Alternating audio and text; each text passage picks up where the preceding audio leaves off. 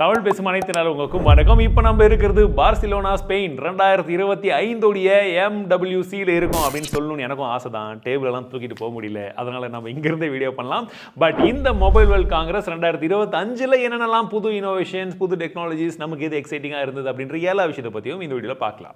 எந்த அளவுக்கு இன்ட்ரெஸ்டிங்காக இருக்குன்னா, ரொம்ப ஸ்லிம்மான ஃபோனையும் பார்க்க போகிறோம், ஒரு ஸ்மார்ட் ஏஐ கிளாஸையும் பார்க்க போகிறோம், அண்ட் சோலாரில் சார்ஜ் ஆகக்கூடிய ஸ்மார்ட் ஃபோன், லேப்டாப் எல்லாத்த பற்றியும் பார்க்க போகிறோம். அண்ட் ஸ்மார்ட் ஃபோனில் கேமராவில் ஸ்மார்ட் ஃபோன் அப்படின்ற டவுட் வர அளவுக்கு அந்த மாதிரி ஒரு ஃபோனும் பார்க்க போகிறோம். ஸோ முதல்ல Xiaomi அவங்களுடைய 15 சீரீஸை வந்து ஷோகேஸ் பண்ணியிருந்தாங்க. இது பார்க்குறதுக்கு ரொம்பவே இன்ட்ரெஸ்டிங்காக இருந்ததுங்க.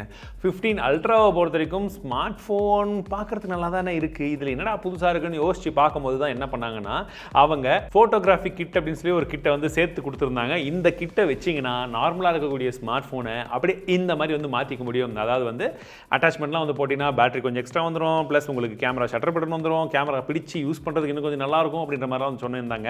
ப்ளஸ் இதில் Snapdragon 8 எலிட் இருக்குது அண்ட் 200 மெகாபிக்சலுக்கான சென்சர் கொடுத்துருக்காங்க, லைக் ஆடியோ கொலாபரேஷன் சொல்லியிருந்தாங்க. பட் மெயினான விஷயம் எங்கன்னு பார்த்தீங்கன்னா ப்ரைஸிங். ஏன்னா Xiaomi 15 வந்து 999 யூரோஸ் கன்வெர்ட் பண்ணி பார்த்தீங்கன்னா 1 லட்ச ரூபா இந்தியாவில், அண்ட் 1.5 லட்ச ரூபா அல்ட்ரா. ஸோ இது இந்தியாவில் லான்ச் ஆகுமா என்ன எதுன்றதை பற்றி சொல்லலை. பட் உங்களில் யாருக்காச்சும் இந்த ஸ்மார்ட் ஃபோன் இந்தியாவில் லான்ச் ஆகணும்னு ஆசை இருக்குது, உங்களுக்கு பிடிக்குதோ இல்லையோ, எனக்கு பிடிச்சிருக்கு அப்படின்னு நான் அந்த ஃபோனை சொல்லலை, அதுக்கு அடுத்த ஃபோன். ஏன்னா Xiaomi MOS அப்படின்னு சொல்லி ஒரு கான்செப்ட் ஃபோனை வந்து அவங்க காமிச்சிருந்தாங்க. ஸோ இந்த கான்செப்டே ரொம்ப இன்ட்ரெஸ்டிங்காக இருந்தது. எப்படின்னு பார்த்தீங்கன்னா ஒரு நார்மல் ஃபோன் மாதிரி தான் இருக்கும், பட் பின்பக்கமாக நீங்கள் ஒரு லென்ஸை அட்டாச் பண்ணிக்க முடியும். ஸோ MOS அப்படின்னா மாடுலர் ஆப்டிக்கல் சிஸ்டம் அப்படின்னு சொல்கிறாங்க. அண்ட் இது வந்து பார்த்தீங்கன்னா உள்ள இருக்கக்கூடிய சென்சர் அப்படின்றது மைக்ரோ 4/3 சென்சர். ஸோ நமக்கு வந்து சொல்ல போனால் இன்றைக்கி நம்ம யூஸ் பண்ணக்கூடிய அந்த 1 இன்ச் சென்சர்லாம் பெருசுன்னு சொல்லிட்டு இருக்கோம் இல்லையா ஸ்மார்ட் ஃபோனில், இது அதை விட பெருசாக இருக்கும். ஏபிசி சென்சரை விட கொஞ்சம் சின்னதாக இருக்கும், ஓகேங்களா. பட் முக்கியமான விஷயமே அந்த லென்ஸ் நம்ம அட்டாச் பண்ணுறது, ஜூம் பண்ணுற மாதிரிலாம் யூஸ் பண்ணுறது, இது எல்லாமே வந்து பார்த்தீங்கன்னா அந்த மேக்னெட்டிக் பின்ஸ் மூலிமா இருக்குது. மேக்னெட்டிக் ரிங் ஒன்று வச்சிருக்காங்க, அதுலேயே அட்டாச் ஆகிடுது, which is a cool concept. So laser link technology மூலியமாக, அதுவும் இது 10 Gbps ஸ்பீட் ட்ரான்ஸ்ஃபரும் வந்து இருக்கிறதுனால உங்களுக்கு அந்த கேமராவில் எடுக்கக்கூடிய ஃபோட்டோஸ் அந்த லென்ஸ் மூலிமா எல்லாமே அந்த அளவுக்கு ஆப்டிமலாக வந்து ஒர்க் ஆகுதுன்னு சொல்கிறாங்க. ஸோ கான்செப்ட் வைஸாக இது எனக்கு ரொம்ப பிடிச்சதுங்க. இது லான்ச் பண்ணால் இந்தியாவில் சூப்பராக இருக்கும். வாங்குறோம் இல்லைன்றது வேற, டெக்னாலஜி நல்லா இருக்குல்ல. அடுத்ததாக சாம்சங் உடைய ஒரு பூத் இருந்தது. அந்த பூத்தில் வந்து பார்த்தீங்கன்னா நிறைய விதமான விஷயங்கள் இருந்தது. அதில் குறிப்பான விஷயம் இந்த S25 எட்ஜின்னு சொல்லி அந்த ஸ்லிம்மான ஒரு ஸ்மார்ட் ஃபோனை வந்து அப்படியே கட்டி தொங்க விட்டுருந்துருக்காங்க. ஸோ பார்க்கும்போது ஓரளவுக்கு ஸ்லிம்மாக தான்ப்பா இருக்குது அப்படின்னு வந்து தோணினாலும் அது கொஞ்சம் நேரத்தில் மிஸ் ஆகிடுச்சுன்னு வச்சுக்கோங்க, அது ஏன்றதையும் சொல்கிறேன். பட் எல்லாமே அப்படி இருக்குது வித்தியாசமாக. இது வந்து Snapdragon 8 எலிட் ப்ராசர் ஏப்ரல் 16 தான் லான்ச் ஆக போகுதுன்றது போல் இப்பயுமே லீக்ஸ் தான். நம்ம இந்த மாதம் வரும்னு எதிர்பார்த்துட்டு இருந்தோம். ஆனால் 3900 mAh பேட்டரி மட்டும்தான் இருக்குது.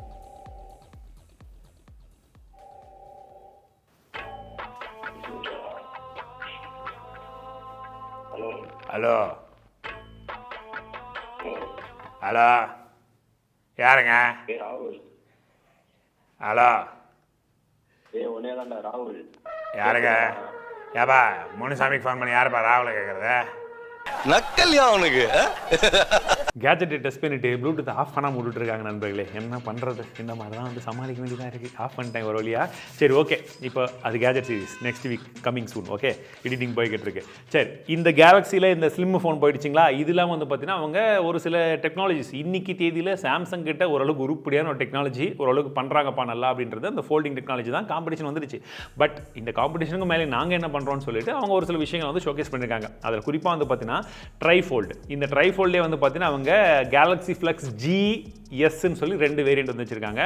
ஒன்று ஜினா உள்ள மடக்கிற மாதிரி, எஸ்னா அந்த எஸ் ஷேப்பில் அப்படி பாய் கூட கிடையாது, எதை மடக்கும் அந்த டோர்லாம் வந்து இப்படின்னு மடங்கும்ல, இப்படி அந்த மாதிரி ஒரு ஷேப் இது, ஓகேங்களா. ஸோ அந்த மாதிரி மறங்கிற மாதிரியும் இருக்குது. ப்ளஸ் லைட் ஃபீல்டுன்னு சொல்லி ஒரு டிஸ்பிளே வச்சிருக்காங்க. 3D மூலியம், அதாவது வந்து அந்த சென்சார் மூலியமாக நம்ம பார்க்கும்போது அது 3D மாதிரி நமக்கு வந்து காமிக்குமா அந்த மாதிரி ஒரு டிஸ்பிளே இருக்குது. ஸ்ட்ரெச்சபிள் டிஸ்பிளேவும் வந்து இருக்குது. ஸோ அந்த ஸ்ட்ரெச்சபிள் தான், எப்படி அது ஸ்ட்ரெச் ஆகிருக்குன்னு எனக்கு எக்ஸாக்ட்லி வந்து தெரியல. மேபி நேரில் போய் பார்த்துருந்தா எக்ஸாக்ட்லி வந்து சொல்லியிருப்பேன். ப்ளஸ் ஃப்ளெக்சிபிள் ப்ரீஃப் கேஸ்னு ஒன்று சொல்கிறாங்க. க்ளோஸ் பண்ணிங்கன்னா ப்ரீஃப் கேஸாக இருக்கும், ஓப்பன் பண்ணிங்கன்னா ஒரு பெரிய டிஸ்பிளே வந்து வரும். இதோடைய சைஸ் வந்து பார்த்தீங்கன்னா 18.1 இன்ச்க்கான OLED டிஸ்பிளே வேறு. இது ஃப்ளெக்ஸ் கேமிங் கன்சோல். ஸோ இந்த கேமிங் ஹேண்டில் தான் இருக்குது பார்த்தீங்களா, பெருசாக பாக்கெட்டில் வச்சுன்னு போக முடியல போது அங்கேயுமே ஒரு டிஸ்பிளே கொடுத்துட்டாங்க. நீங்கள் மறைக்கு போட்டு பாக்கெட்டில் வச்சுன்னு போய் எங்கே வேணாலும் விளையாடுங்க அப்படின்றது போல் விளையாடுறதுக்கு டைம் இருந்துச்சுன்னா. ப்ளஸ் பாத்ரூம் மிரர் டிஸ்பிளேன்னு ஒன்று வேறு வச்சுருக்காங்க. எதுக்குன்னு எனக்கும் தெரியல, பட் இருக்குது டிஸ்பிளேல. நாங்கள் தான்ப்பா பாருங்கப்பா இவ்வளோ இருக்குதுன்னு இவங்க போட்டிருக்காங்கப்பா. பட் இவங்களுக்கு காம்படிஷன் கொடுக்குற மாதிரி லெனோவும் வந்து பார்த்தீங்கன்னா அவங்க லேப்டாப்பில் அப்படியே ரோலபிள் டிஸ்பிளேலாம் வச்சுருக்காங்க. நீங்கள் ஒரு பட்டனை ப்ரெஸ் பண்ணிங்கன்னா சின்னதாக நார்மலாக இருக்கக்கூடிய ஒரு லேப்டாப் டிஸ்பிளே இந்த மாதிரி இருந்தது, அப்படியே ரோல் ஆகி பெருசாக இந்த மாதிரி வந்துடும். சரி இது மட்டும் தானான்னு கேட்டிங்கன்னா அதுதான் கிடையாது. நீங்கள் மடக்கி கூட வச்சுக்கலாம்னு சொல்லி பின்பக்கம் மடக்கி வச்சுருக்காங்க. அதை நீங்கள் ஓப்பன் பண்ணி பெருசாக வந்து வச்சுக்கலாம்.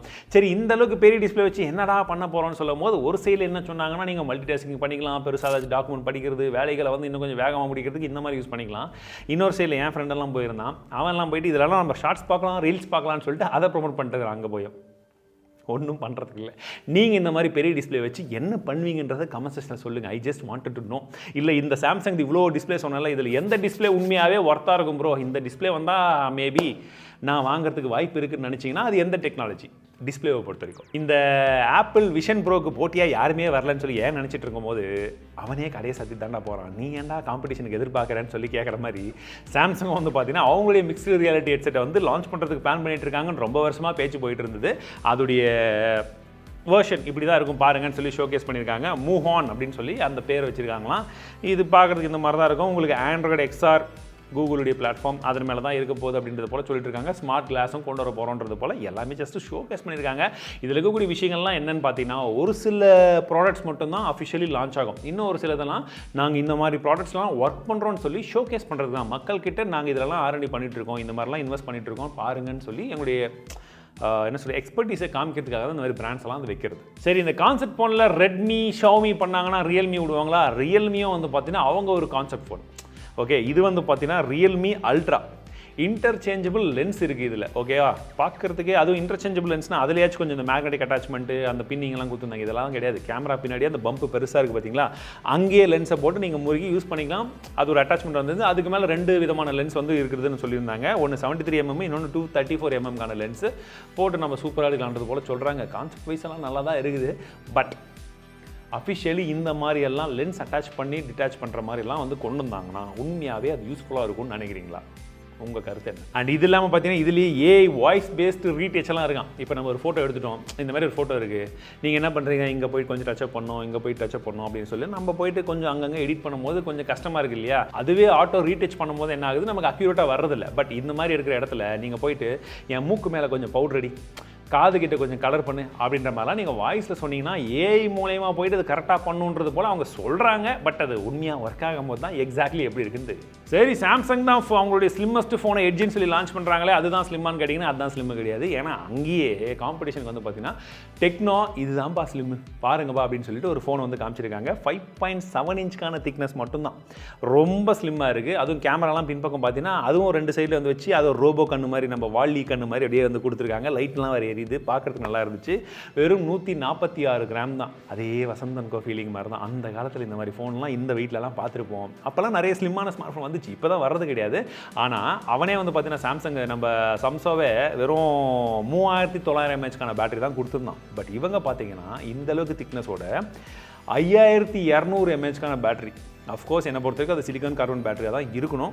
கம்பேரிசன் பாருங்கள் எந்த அளவுக்கு டிஃப்ரென்ஸ் இருக்குன்னு சொல்லிட்டு. ஸோ இந்த மாதிரி ஸ்மார்ட் ஃபோன் ஸ்லிம்மாக வரும்போது இந்த அளவுக்கு பெரிய பேட்டரியும் வர்றது ஆச்சரியக்குரிய விஷயம் கிடையவே கிடையாது. ஆனால் கேமராவும் சூப்பராக இருந்துச்சுன்னு வச்சுக்கோங்களேன், டெக்னோ அடிச்சு தூக்கிட்டு போயிடுவாங்க. சாம்சங்லாம் என்ன ஆக போகுதுன்னு தெரில. அதுவும் இல்லாமல் இன்னும் ஒரு படம் வேறு வரப்போகுது ஏரோட. ஆனால் டெக்னோ வந்து பார்த்தீங்கன்னா இன்னும் ஒரு சில விஷயத்துலையும் கலக்க ஆரம்பிச்சிருக்காங்க. அவங்களுடைய ஸ்மார்ட் கிளாஸ், ஏஐ கிளாஸ் வரையாது போட்டிங்கன்னா உங்களுக்கு பார்க்குறதுக்கு நார்மல் கிளாஸ் மாதிரி இருக்கும். உள்ள ஒரு டிஸ்பிளே இருக்கும், ChatGPT இன்டெகிரேஷன் வேறு இருக்கும். கனெக்ஷனுக்கு எந்த டிவைஸுடைய சப்போர்ட் எதுவுமே வந்து கிடையாது. அதுவே ஒரு ஸ்டாண்ட் அலோன் டிவைஸாகவும் இருக்குது, ஸ்பீக்கரும் இருக்குது, வாய்ஸ் ரெகக்னேஷனும் இருக்குதுன்னு சொல்லிட்டு இருக்காங்க. இன்ட்ரெஸ்டிங்காக தான் இருக்குது. பட் என்னத்துக்கு பட்டுன்னு உங்களுக்கே தெரியும். ஏன்னா இதெல்லாம் புதுசெல்லாம் கிடையாது, ஏற்கனவே மார்க்கெட் நிறைய வந்தது தான். அதுவும் கூகுள் கிளாஸ்லாம் வந்தப்போ யாருமே கண்டுக்கல. எங்களை மட்டும் வச்சு செஞ்சிங்களேடா, நாங்களாம் வந்தது இவ்வளோ அந்த கமல்ஹாசன் படம் மாதிரி, நீங்களாம் அதை ரிலீஸ் பண்ணுறதுக்கு முன்னாடியே நாங்கள் இந்த டெக்னாலஜியை கொண்டு வந்துருவோன்ற மாதிரி கொண்டு வந்தாங்க, அடி வாங்கிட்டு இருக்காங்க. சரி இதுவும் புதுசு கிடையாது. ஏன்னா TCL வந்து பார்த்தீங்கன்னா பாக்கெட் டிவி ஏற்கனவே அவங்க ரே நியூ அப்படின்ற பேரில் 2nd ஜென்ரேஷன் வரைக்கும் லான்ச் பண்ணிட்டாங்க. இப்போ 3Sன்னு புதுசாக வந்து லான்ச் பண்ணியிருக்காங்க. இதில் ஒரு பெரிய ஸ்க்ரீன் உள்ளே உட்காந்து நீங்கள் படங்கள்லாம் பார்க்குறதுக்கு அந்த மாதிரிலாம் இருக்கும். முன்ன ஜென்ரேஷனை கம்பேர் பண்ணும்போது இதில் இன்னும் கொஞ்சம் கரண்டெல்லாம் பெருசாகிடுச்சு, வியூவிங் ஆங்கிள் கொஞ்சம் பெட்டராக இருக்கும். உங்களுக்கு இன்னும் கொஞ்சம் நீட்ஸ்லாம் வந்து இன்க்ரீஸ் ஆகிருக்கிறதுனால நீங்கள் இன்னும் கொஞ்சம் படங்கள் பார்க்குறது, கேம்ஸ் விளையாடுறதுக்கெல்லாம் இது யூஸ் பண்ணிக்கலான்றது போல சொல்கிறாங்க. பட் இதெல்லாம் போட்டு நமக்கு தலைவலி வந்து கண் என்ன ஆகுன்றது தான் என்னுடைய கேள்வியாக இருக்குது. தூரத்தில் வச்சு பார்க்கும்போதே இவ்வளோ பிரச்சனை பாருங்கங்களா, கண்டினியூஸாக பார்க்கும்போது இதில் இங்கேயே வச்சு பார்த்தா முடிஞ்சு போச்சு, அப்படியே போயிட வேண்டியது தான். நம்ம அயன்மேன் படத்தில் பார்த்துருப்போம் இல்லையா, தலைவர் வீட்லேயே உட்காந்துருப்பாரு டோனி, ரோபோ மட்டும் போகும் மேலே, அயன்மேன் சூட் மட்டும் மேலே பறந்து போகும், இவர் இங்கே என்னென்னலாம் பண்ணணும்னு நினைக்கிறதோ அங்கே வந்து அது பண்ணும் இல்லையா, பண்ணும்போது அங்கே அது ஆக்ஷன் ஆகும். அந்த மாதிரி நம்மளும் பண்ணலாம்னு நினைக்கிறேன். ஏன்னா ஆனர் வந்து பார்த்தீங்கன்னா ஒரு கையை வந்து ஷோகேஸ் பண்ணியிருக்காங்க. அந்த கை நீங்கள் என்னென்னலாம் பண்ணுறீங்களோ அந்த மாதிரி வந்து பண்ணுது, அந்த கேமரா மூலிமா அதை சென்ஸ் பண்ணுது. அந்த உங்கள் கையுடைய மூவ்மெண்ட் எப்படி போதோ அந்த ரோபோ ஆர்மும் வந்து பார்த்தீங்கன்னா அந்த மாதிரி மூவ்மெண்ட் வந்து பண்ணுது, விச் இஸ் கிரேசி. ஏன்னா ஹானர் கிட்ட லேட்டஸ்ட் டெக்னாலஜி சிப் இதெல்லாம் வந்து யூஎஸ் பேன் பண்ணதுக்கப்புறம் கட் ஆகிடுச்சு. பட் இருந்தாலும் அவங்க எந்த அளவுக்கு ட்ரை பண்ணியிருக்காங்க முன்னாடி அப்படின்னு சொல்லி பாருங்கள். ஏன் இது இவ்வளோ தெளிவாக சொல்கிறேன்னா, ஷாமியும் வந்து பார்த்தீங்கன்னா அவங்களுடைய அடுத்த ஜென்ரேஷன் கார் SU7 அல்ட்ரா அந்த சீரீஸாக வந்து ஷோகேஸ் பண்ணியிருந்தாங்க. செகண்ட் ஜென்ரேஷன் காரையே லான்ச் பண்ணிட்டாங்க ஷாமி. அவங்க பண்ணணும்னு நினச்சி பிளான் பண்ணி டக்குன்னு ஃபஸ்ட் ஜென்ரேஷன் லான்ச் பண்ணி செகண்ட் ஜென்ரேஷன் லான்ச் பண்ணி ஷோகேஸை வந்து பண்ணிட்டாங்க. பார்க்குறதுக்கும் கார் ரொம்பவே இன்ட்ரெஸ்டிங்காக தான் இருந்தது.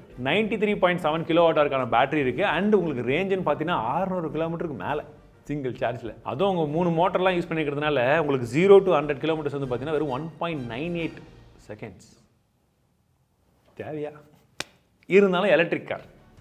ஸோ அதே டைமில் அடுத்ததாக இன்ட்ரெஸ்டிங்காக இருக்கக்கூடியது பார்த்தீங்கன்னா லெனோவோ ஒரு சோலார் சார்ஜிங் லேப்டாப் வந்து லான்ச் பண்ணியிருந்தாங்க, அறிமுகப்படுத்தியிருந்தாங்க. ஜஸ்ட் ஷோகேஸ் பண்ணியிருந்தாங்க. பின்பக்கம் லைட் பட்டாலும் சரி, வெளிச்சம் பட்டாலும் சரி, வெயில் பட்டாலும் சரி, அப்படியே சார்ஜ் ஆக ஆரம்பிச்சிடுது. நம்ம அப்படியே யூஸ் பண்ணிக்கலாம். இது எந்த அளவுக்கு சஸ்டைனபிளாக இருக்கும்னு தெரியல, but still looks very interesting. And வந்து பார்த்தீங்கன்னா ஒரு சோலார் சார்ஜிங் ஃபோன் இதையுமே வந்து காமிச்சிருந்தாங்க. அதுவுமே வந்து பார்த்தீங்கன்னா அது மேலே லைட்டு படும்போது சார்ஜ் ஆக ஆரம்பிச்சிடுது. அதை யாரா பண்ணுறாங்கன்னு பார்த்தீங்கன்னா இன்ஃபினிக்ஸ். பாருங்கள், நம்ம இன்ஃபினிக்ஸ் டெக்னோலாம் இப்போ தான் வந்து அப்படியே பயங்கரமாக பண்ண ஆரம்பிச்சிருக்காங்கன்னு நினச்சேன். அவங்க போட்டு த்ரைவ் பண்ணுறாங்க சைனீஸ் கம்பெனிஸ் எல்லாமே. சரி, ஓகே. இது மட்டும் இல்லாமல் அந்த ஃபோன் பின்னாடி வந்து பார்த்தீங்கன்னா அப்படியே டிசைன் மாறுற மாதிரியெல்லாம் வந்து அது ஒரு ஃபோனை வந்து ஷோகேஸ் பண்ணியிருந்தாங்க. டெக்னாலஜியை வந்து வேறு லெவலில் ஸ்மார்ட் ஃபோன்ஸில் வந்து கொண்டு வர போகிறாங்க ஃபியூச்சர்லன்றதை எதிர்பார்த்துட்டே இருக்கேன். அதுக்கப்புறம் ஒரு ஹியூமனாய்ட் ரோபோட்டும் அங்கே இருந்துச்சு. பார்க்குறதுக்கு அக்கா எப்படி இருக்காங்கன்றது நீங்கள் கமெண்ட்ஸில் சொல்லுங்கள். இந்த அக்கா கிட்ட நீங்கள் பேசும்போது அவங்க பேர் என்னன்னு சொல்கிறாங்க. நீங்கள் ஏதாச்சும் கேள்விகள் கேட்டிங்கன்னா ஓ அப்படியா இப்படியான்லாம் அந்த அக்கா வந்து பேச ஆரம்பிக்கிறாங்க. அதுவும் நம்ம கேள்வி கேட்கும் போது நம்மக்கிட்ட கான்வர்சேஷன் பண்ணும்போது நம்மளுடைய எமோஷன்ஸ் எப்படி இருக்குது, எக்ஸ்பிரஷன் எப்படி இருக்குன்ற பொறுத்து அதுவுமே அந்த மாதிரி எமோஷன் எக்ஸ்பிரஷன்ஸோடு அந்த பதில் வந்து சொல்லுவான் அந்த ரோபோட்லாம். நம்ம ஆளுங்க சும்மா இருப்பாங்களா, கேள்வியை குதர்க்கமாக கேட்கணும்னு சொல்லிட்டு எல்லாம் எங்களுடைய ஹியூமன் ஜாப்ஸை வந்து ரீப்ளேஸ் பண்ணுமான்னு கேட்டதுக்கு நீங்கள் உங்கள் வேலையை எந்த அளவுக்கு சூப்பராக பண்ணுறீங்க அப்படின்ற மாதிரி ஒரு கேள்வி கேட்டிருக்கு. எனக்கே சொல்லுன்னு அடித்த மாதிரியே இருந்துச்சு. அதுக்கப்புறம் மல்டிபிள் சைனீஸ் பிராண்ட்ஸ்லாம் வந்து பார்த்தீங்கன்னா வெவ்வேறு விதமான ஸ்மார்ட் ஃபோன்ஸ் வந்து லான்ச் பண்ணியிருந்தாங்க. லான்ச் பண்ணல ஷோகேஸ் பண்ணியிருந்தாங்க. ஒன்று இந்த சாம்சங் ஃபோனு நம்ம அப்படியே வச்சு வேறு மாதிரி பண்ணால் எப்படி இருக்குமோ அந்த மாதிரி, ஐஃபோன் அப்படியே வச்சு வேறு மாதிரி பண்ணால் எப்படி இருக்குமோ அந்த மாதிரி வந்து காமிச்சிருந்தாங்க. அண்ட் ஒரு சில பிராண்ட்ஸ்லாம் வந்து பார்த்தீங்கன்னா 33,000 mAh பேட்டரி, 25,000 mAh பேட்டரிலாம் வச்சு பின்பக்கமாக ப்ரொஜெக்டர்லாம் வச்சு எல்லாம் ஸ்மோனெல்லாம் வந்து ஷோகேஸ் பண்ணியிருந்தாங்க. ஸோ இந்த MWCயில் உங்களுக்கு ரொம்ப இம்ப்ரெசிவாக பட்ட டெக்னாலஜிஸ் இல்லை ஒரு ப்ராடக்ட்ஸ் அப்படின்னா எதை நினைக்கிறீங்க கமெண்ட்ஸில் சொல்லுங்கள். அடுத்த MWCக்கு நம்ம டேராக போய் அங்கேயே கவர் பண்ணிவிடுவோம். என்ன சொல்கிறீங்க? அதுக்கு உங்களுடைய சப்போர்ட் கண்டிப்பாக தேவை. ஸோ வீடியோக்கு மறக்காமல் ஸ்பான்சர் பண்ணுங்கள்.